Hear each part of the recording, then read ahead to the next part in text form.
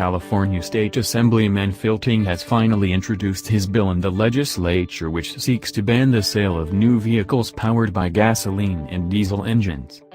Ting has been talking about the bill for months and we're learning more about what could happen if it eventually becomes law.